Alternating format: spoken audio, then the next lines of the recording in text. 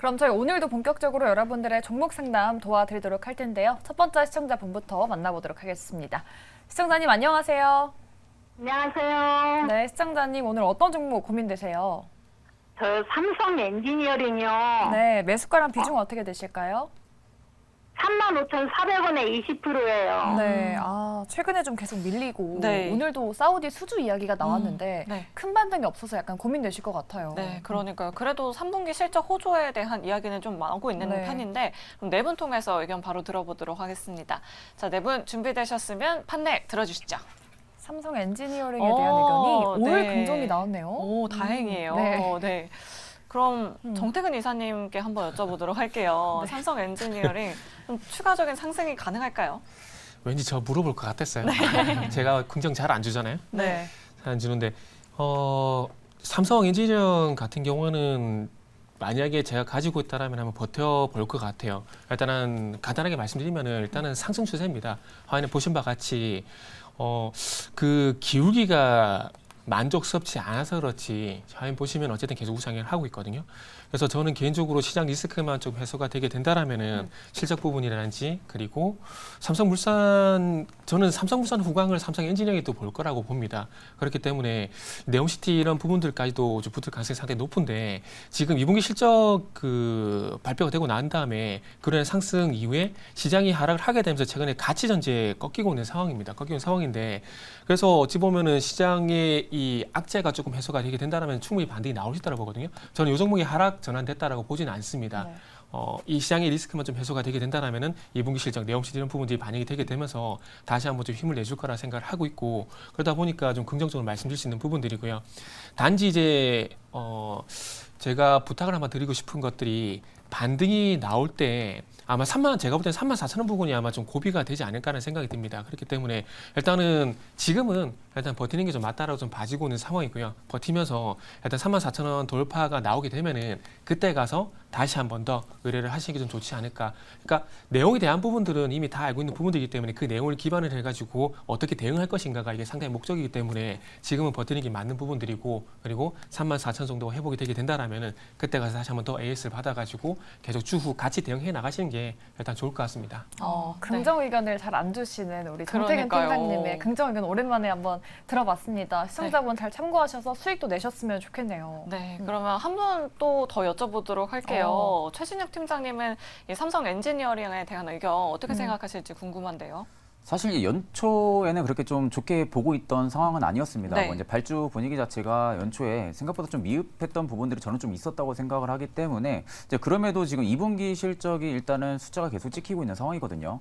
이제 연말 들어서 이제 앞으로 좀 수소 쪽 관련한 이제 프로젝트까지도 일단은 또 앞두고 있는 상황이다 보니까 거기에 이제 플러스 주주 환원 정책까지도 일단은 삼성 엔지니어링 측에서 확실하게 좀 원활하게 해준다라고 하게 되면 저는 밸류는 계속 좀 멀티플이 확장이 될 가능성이 좀 크다라는 관점으로 이번 하반기부터는 조금 더 집중적으로 좀 봐야 될 필요성이 좀 있다라는 관점으로 좀 긍정을 들었던 부분들이고요. 일단 이제 일봉상에서 보게 되면 지금 2년선에 지금 딱 걸쳐가지고 기술적 반등이 나와주고 있습니다. 일단 어느 정도 좀 단기적인 주가 조정폭은 좀 나와줬다고 생각을 하고 있고 지금 이제 주봉상에서도 41선에서 지금 밑꼬리 달고 물량을 좀 소화를 해주고 있는 모습이거든요. 다만 지금 부근이 가장 좀 중요한 라인이라고 생각을 하고 있습니다.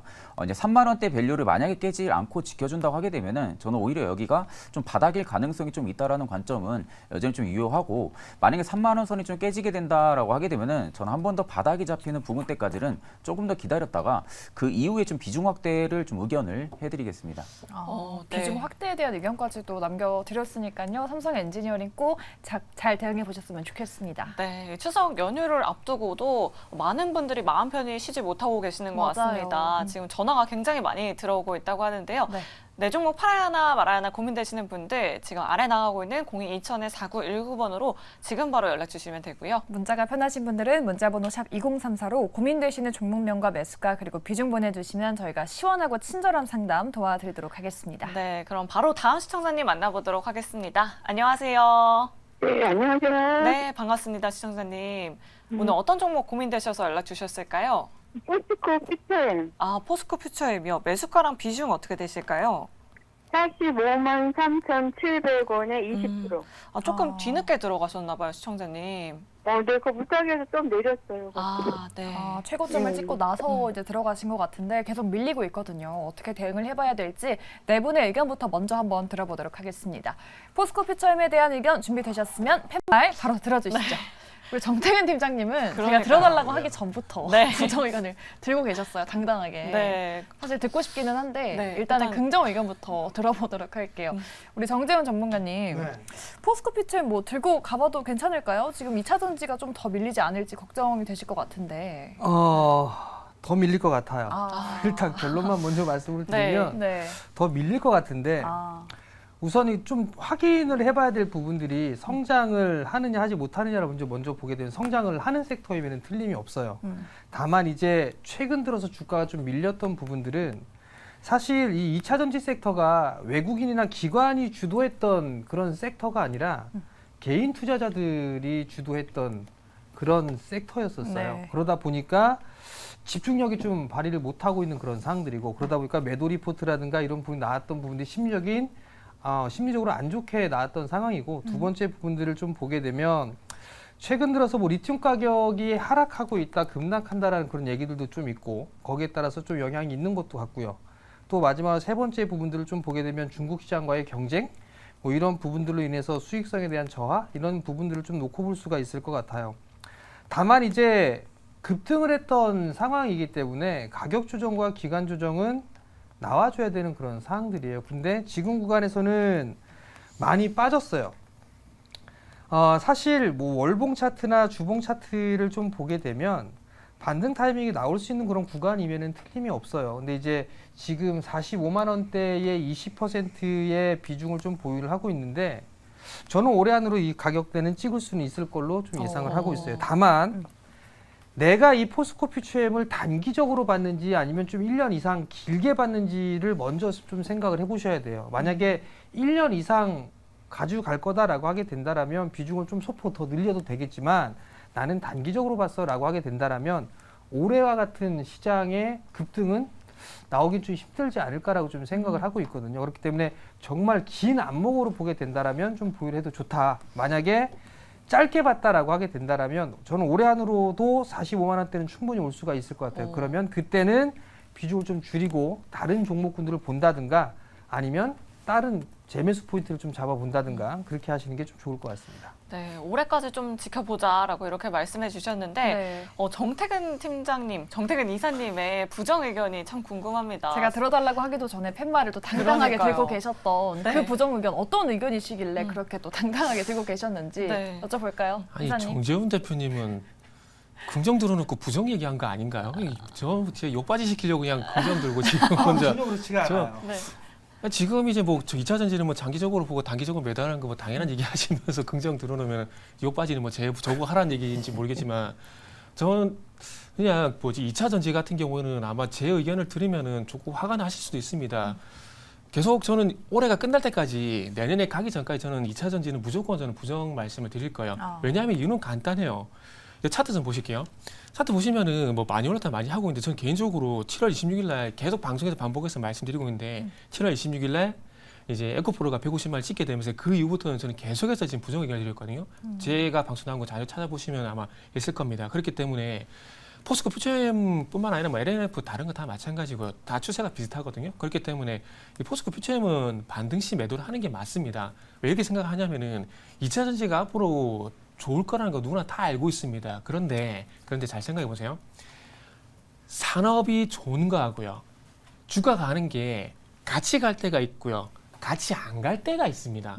근데 지금 2차 전지는 지금 뭐 LNF란지 뭐 에코프란지 이런 양극재 기업들이 이 주가 가이던스, 그러니까 실적 가이던스가 하향 조정되는 부분들이 있거든요. 근데 이게 일시적일 수도 있는 거예요. 일시적인데 중요한 건 계속 돈을 번다라는 겁니다. 그러니까 그동안 너무 좋았다 보니까 그동안 뭐 30%, 50% 좋았는데 이게 10%, 20% 좋아지게 되면 시장에서 만족을 못 하게 되는 거거든요. 그래서 지금은 그런 함정에 들어갔다고 보시는 게 맞는 겁니다. 그렇기 때문에 저도 정재훈 대표님하고 이게 똑같아요. 이거 길게 보고 다음 사이클이 올 때까지 우리가 한번 기다려 보겠다. 그럼 이거 홀딩하는 게 맞아요. 왜? 자, 잘 보세요. 2020년도부터 2021년 6월 달까지 2차 전지 갔잖아요. 그때 당시 대장 누구였습니까? 에코프로비움이었잖아요. 근데 에코프로비움이 유무상증자 발표하게 되면서 그때 2차 전지 꺾였잖아요. 그리고 나서 올해 들어가서 다시 사이클이 왔잖아요. 그러면서 에코프로 주도를 했고 7월 26일 날 에코프로가 150만 찍게 되면서 그 이후로 2차 전지가 다 빠지고 있어요. 지금은 저 개인적으로 그렇습니다. 2차 전지는 조정시 매수가 아니라 반등시 매도를 하는 게 맞는 국면이라는 거죠. 그리고 그럼 너는 2차 전지 항상 안 좋게 보는데 그럼 뭘 좋게 보냐? 저는 반도체하고 하반기 엔터 보고 있습니다. 그렇기 때문에 그거 외에 이제 2차 전지를 뭐 찍어놓고 싫어하는 게 아니라 이 주가가 가는 사이클 있잖아요. 요게 지났기 때문에 다시 가기 위해서는 시간이 필요하기 때문에 굳이 2차 전지 쪽으로 갈 필요가 있느냐? 그것 때문에 제가 안 좋게 보는 거지 덮어놓고 2차 전지를 안 좋게 생각하는 건 절대 아닙니다. 그렇게 좀 생각하시면 될 것 같아요. 그래서 뭐 제 의견뿐만 아니라 정지훈 대표님 의견도 들어보시고 다른 전문가들 의견 들어보시고 본인한테 맞는 의견을 가져가신 게 제일 중요한데 제 의견은 에코프로 만약에 제가 포스코 퓨처엠을 가지고 있다. 그러면 저는 반드시 매도를 할 것 같다. 요 말씀을 좀 드리고 싶네요. 네, 다양한 분들의 의견이 있으니까요. 우리 시청자분께서 긍정 의견, 부정 의견 모두 다 또 고려하셔서 대응 전략도 만들어 보셨으면 좋겠습니다. 포스코 퓨처엠에 대한 상담 도와드렸고요. 저희 바로 다음 시청자분도 만나보기 전에 저희 전화번호와 문자번호 다시 한번 안내해 드릴게요. 네, 내 종목 고민되시는 분들 아래 나가고 있는 전화번호로 연락 주시면 됩니다. 02-2000-4919번이고요. 네, 문자는 샵 2034로 고민되시는 종목명과 매수가 비중 보내주시면 되겠습니다. 그럼 저희 바로 다음 시청자분도 만나보도록 할게요. 시청자님 안녕하세요. 네, 안녕하세요. 네, 반갑습니다. 오늘 어떤 종목 고민되셔서 연락 주셨을까요? 삼성전기요. 삼성전기요. 네네. 매수가랑 비중은 어떻게 되실까요? 158,500원에 16%요. 아, 158,500원에 16% 들고 계십니다. 혹시 언제쯤 들어가셨을까요, 시청자님? 작년에 들어갔는데요. 네. 참여를 몇 번 했어요. 작년에 들어가셨고요. 꽤 긴 시간 보유를 하고 계신데 그럼 네 분 통해서 의견 바로 들어보도록 하겠습니다. 네, 삼성전기에 대한 의견 들어주시죠. 네. 의견이 긍정 두 분. 갈렸습니다. 네. 네, 그럼 일단 긍정부터 먼저 들어보도록 네. 할게요. 이성웅 이사님이 긍정 들어주셨는데 삼성전기 좀 오래 내내 좀 박스권에 있는 모습이거든요. 이 매수가 이상으로 좀 가능할까요? 네, 우리가 종목을 볼 때 네. 이게 주가가 상승할 수 있는 요인이 어떤 게 발생해야지 이렇게 오를 수 있느냐라는 점의 체크가 중요한데 삼성전기 같은 경우는 두 가지 요인이 있습니다. 첫 번째로는 MLCC 가격의 상승, 이 부분은 앞단의 스마트폰 같은 경우에 판매 또는 전장단에서 매출이 늘어야지 발생할 수 있는 구조고요. 두 번째로는 중국의 스마트폰 재고 같은 경우가 떨어져야 됩니다. 1번은 아직 답보 상태이고요. 2번 같은 경우는 우리가 화웨이라든지 이런 제품들의 판매를 대입을 해봤을 때는 한 6개월 전부터는 재고가 줄어들고 있는 상황이에요. 그러면 여기에서 주가 수준을 대입을 해봅니다. 내년에 예상 영업이익이 한 1조 1천억 원 정도 돼요. 그러면 보통 여기에서 이 재고를 유지를 해주고 MLCC 가격 같은 경우가 빠지지 않는다는 가정을 대입을 해보면 시가총액 기준으로는 한 10조 원대 이하는 이제 밸류 매력에 돌입을 합니다. 그러면 가격 지표가 돌아주는 단계에서는 여기에서 기본적인 상승률이 한 20% 정도가 나오게 돼요. 그러면 가지고 계신 가격대에 이제 진입을 할 수 있는 겁니다. 그러면 대응 같은 경우는 어떻게 할 수 있냐? 저라고 하면 한 10조 원대 이하의 시가총액에서는 추가 매수 대응을 할 거고요. 그 다음에 뭐 하반기, 내년 상반기 같은 경우는 우리가 대표적으로 계절성을 대입을 해보면 MLCC 가격이 이제 돕니다. 그러면 이 부분을 대입해줘서 지금 가지고 있는 가격보다는 보유 가격이 낮아지실 테니 한 20% 정도 추가 상승을 하면 이제 비중을 축소해주는 그런 대응이 낫겠습니다. 네. 이성웅 이사님의 의견 들어봤고요. 그러면 부정 의견도 한번 들어보고 싶어요. 네. 최진욱 팀장님께서 앞서서 뭐 IT 업종 좀 추석 이후에는 반등할 수 있다, 가능하다라고 이렇게 말씀해 주셨는데 삼성전기에 대해서는 부정 의견을 남겨주셨습니다. 어떤 이유 때문일까요? 사실 저도 이제 뭐 긍정 의견, 뭐 부정 의견 거의 반반 정도의 위치는 해주고는 있는데 네. 사실 지금 순간에서 삼성전기를 저 같으면 매수는 하지는 않을 것 같아요. 일단은 지금 이제 MLCC 가격 반등 부분들도 일단은 좀 하나의 좀 킥포인트가 될 거라고 생각은 하고 있고 사실 아직 중국 쪽의 핸드폰 시장이 역성장을 하는 걸로 알고 있습니다. 그러니까 지금 5년째 역성장을 하는 거에 있어서 뭐 물론 역성장이 끝나고 경기 부양에 들어가게 되면은 그만큼 핸드폰 교체 수요는 가파르게 증가해 줄 수는 있겠지만 이 부분들이 과연 주가에 언제 시점부터 좀 반영을 해줄지가 저는 좀 관건이라고 생각은 하고 있거든요. 물론 이제 시가총액별로 대비했을 때는 지금 현저히 매력적인 구간에 위치해 준 거는 사실입니다.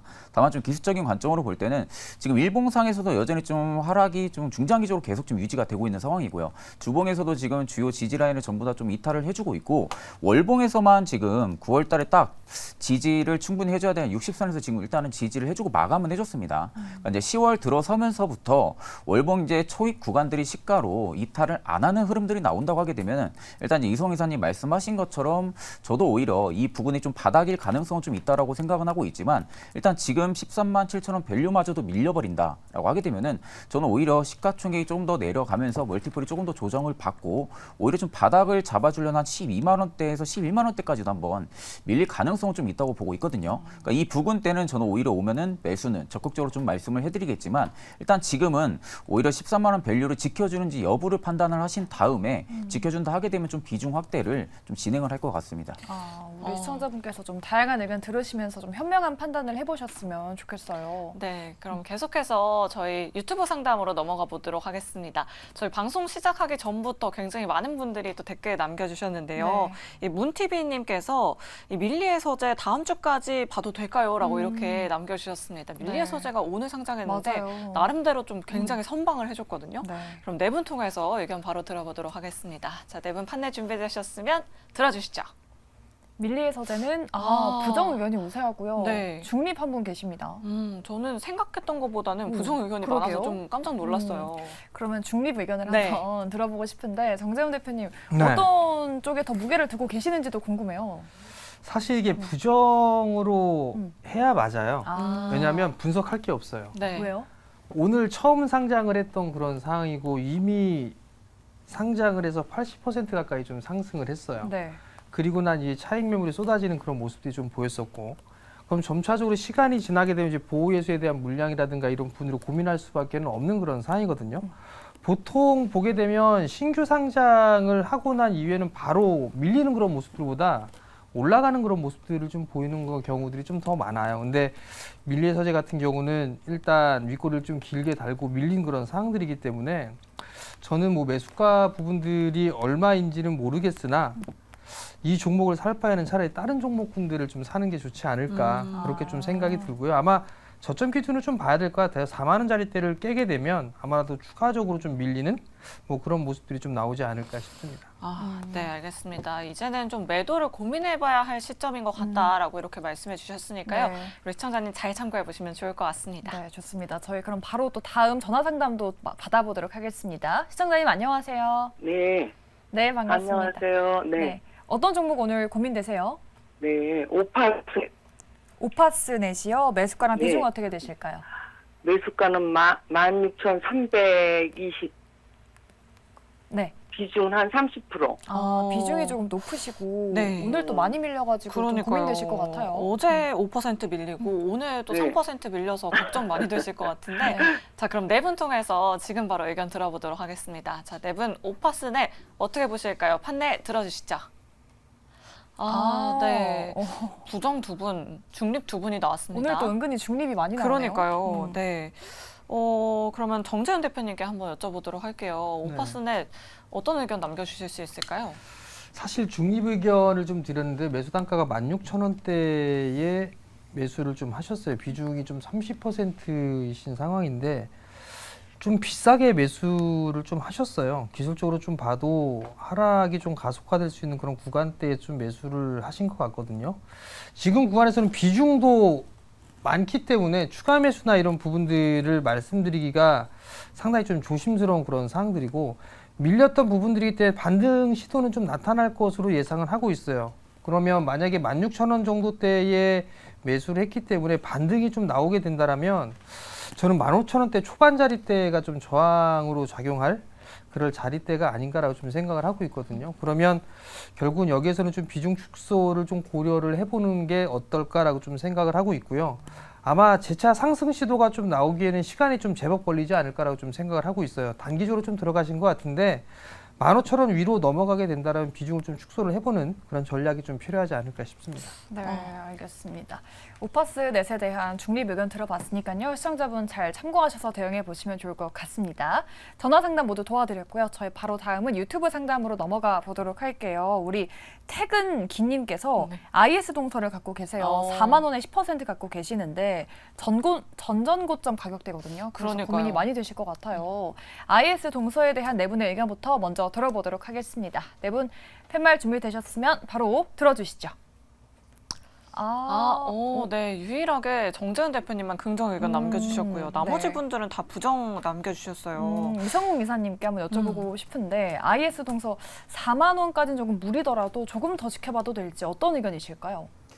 아까 종목을 말씀드릴 때도 대입해서 말씀을 드렸는데 우리가 그 주식을 볼 때 이 종목 같은 경우가 어떤 요인이 있을 때 주가가 상승할 수 있는지의 체크가 중요합니다. 그러면 전체적인 매출 구조를 한번 보는 거예요. 그러면 IS 동서 같은 경우는 건축 토목 사업, 이 아파트 부분이 65.8%, 그다음에 콘크리트 부분이 8%, 나머지 주가가 본업단에서 매출을 유지해주면서 플러스 알파가 됐던 게 폐기물 사업이에요. 그런데 이 부분 같은 경우는 지금 증설이 필요한데 국가에서 뭐 승인을 안 내주는 구조다 보니까 좀 답보 상태입니다.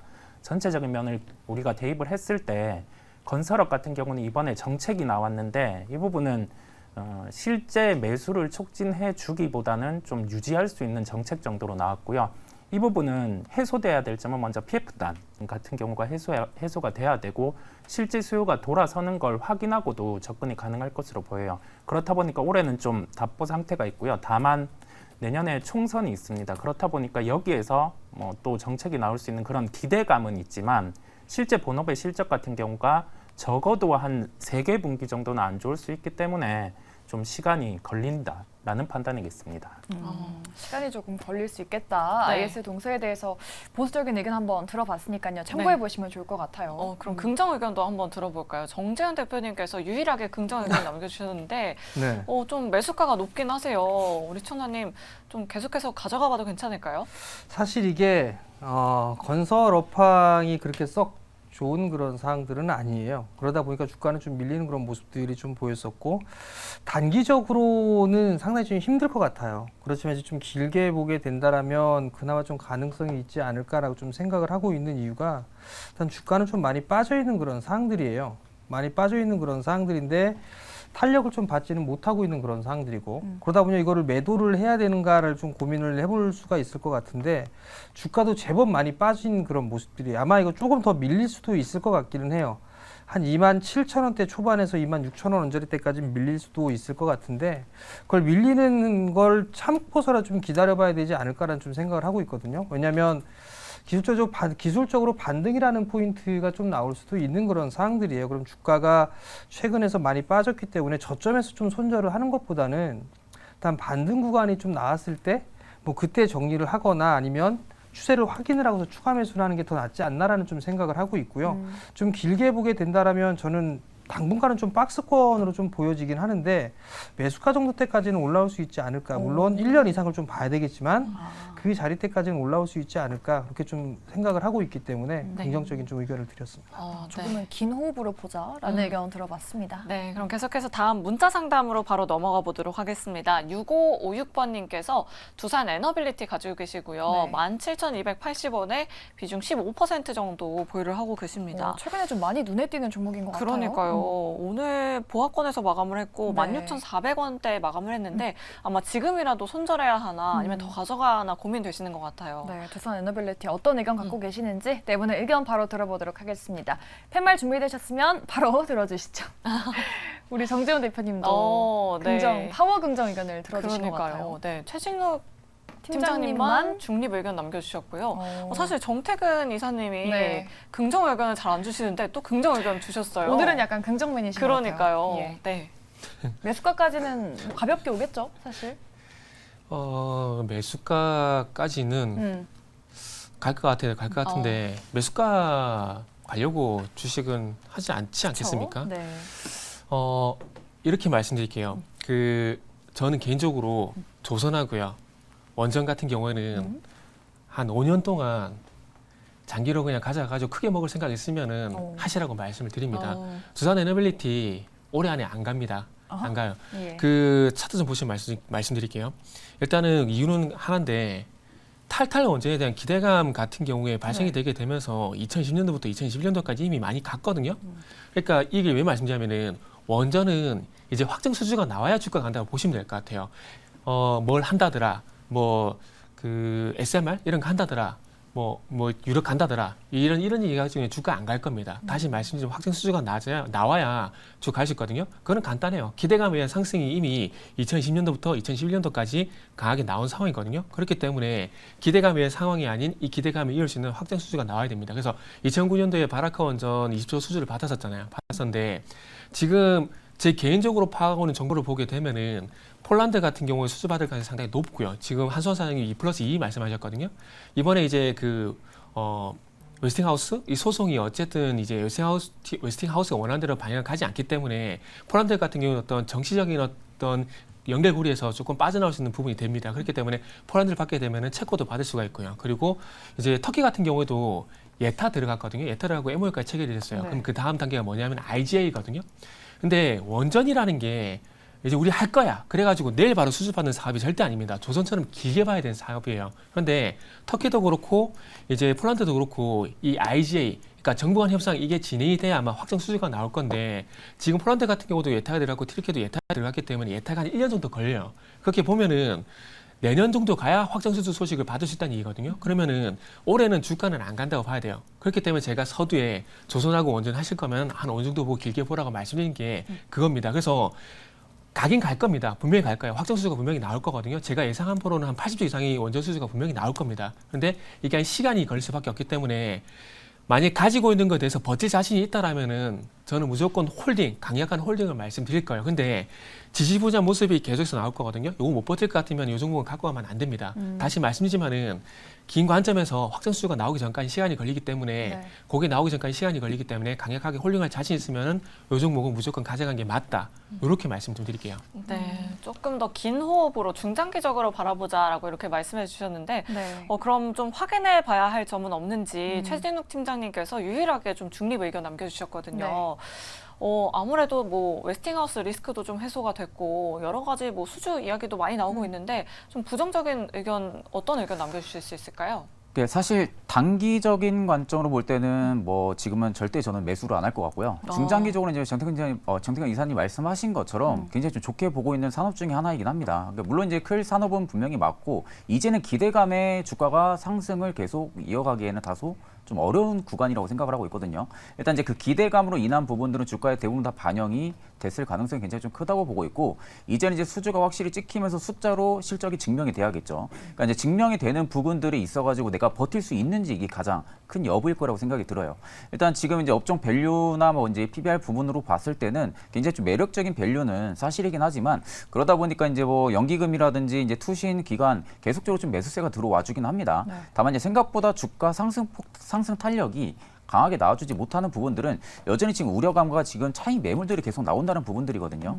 그렇다는 것은 오히려 저는 조금 더 밀릴 가능성이 좀 크다라는 관점으로 지금은 좀 생각은 하고 있고 단 제가 보기에는 한 10,000원대에서 12,000원, 13,000원대까지 매수 밴드가 좀 내려온다라고 하게 되면은 저는 거기서는 무조건 매수는 진행을 할 것 같습니다. 그리고 좀 길게 보고 저는 좀 가져갈 것 같지 지금 부분에서 좀 급하게 내가 좀 비중 확대를 진행을 한다든지 아니면 지금 밀리니까 좀 비중을 축소를 하고 뭐 매도를 하고 나가야 된다든지 이런 걸 좀 단기적인 관점으로는 아직은 좀 생각을 해볼 단계는 좀 아니라고 생각을 하고요. 일단 두산 에너빌리티를 내가 가져간 관점이 가장 중요합니다. 단기로 가져갔을지 아니면 좀 중장기로 보고 가져갔는지 그 부분으로 보면은 저는 후자는 찬성이고 전자로서는 여전히 좀 비추천. 그래서 좀 중립 의견을 드렸습니다. 알겠습니다. 저희 빠르게 또 마지막 상담 도와드리도록 할게요. 칩셋 미디어에 대한 사연인데 3250원에 10%를 들고 계십니다. 네. 언제 매도해야 될지 궁금해하시는데 일단은 네 분의 의견부터 먼저 들어보도록 하겠습니다.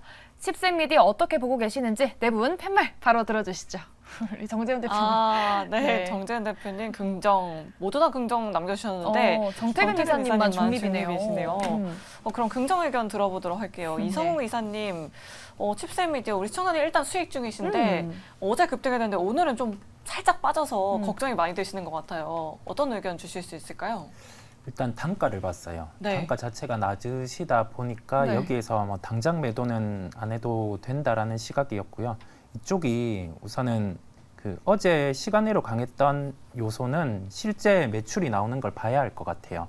엔비디아를 넘어서는 그러한 하나의 구현을 했다라고는 하는데 이 부분은 확실히 확인해야 되고요.